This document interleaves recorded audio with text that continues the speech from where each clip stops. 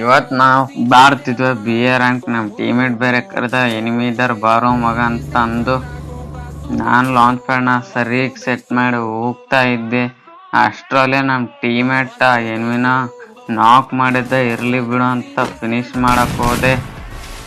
ನಾನು ಹೋಗಷ್ಟು ಫಿನಿಶ್ ಮಾಡಿಬಿಟ್ಟ. ಆದ್ರೆ ಅಲ್ಲಿ ಲೂಟ್ ಅಂತೂ ಸರಿಯಾಗಿರಲಿಲ್ಲ. ಮತ್ತೆ ಇಲ್ಲಿ ಯಾರೋ ಎನಿಮಿ ಗ್ಲೂವಲ್ ಆಗಿದಂಗಾಯ್ತು. ಅಲ್ಲಿ ನೋಡಿದೆ ಯಾವ ಎನಿಮಿ ಕೂಡ ಇರಲಿಲ್ಲ. ಇಲ್ಲೊಂದು ಡೆತ್ ಬಾಕ್ಸ್ ಇತ್ತು, ಅಲ್ಲಿ ಹೋದೆ, ಅಲ್ಲಿ ಚೆನ್ನಾಗಿ ಲೂಟ್ ಸಿಕ್ತು.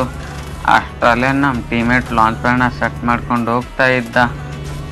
ನಾನು ಹೋದೆ, ಇವನು ಸ್ವರ್ಗಲೋಕಕ್ಕೆ ಹೋಗ್ತಾರೆ ಇದ್ದಾನೆ, ಇನ್ನೂ ಹೋಗ್ತಾನೆ ಇಲ್ಲ ಅಂತ ವೇಟ್ ಮಾಡಿದ. ಕೊನೆಗೂ ಹೋಗ್ತಾ ಗುರು ಸ್ವರ್ಗಲೋಕಕ್ಕೆ ಅಂದು ನಾನು ಕೂಡ ಹೋದೆ.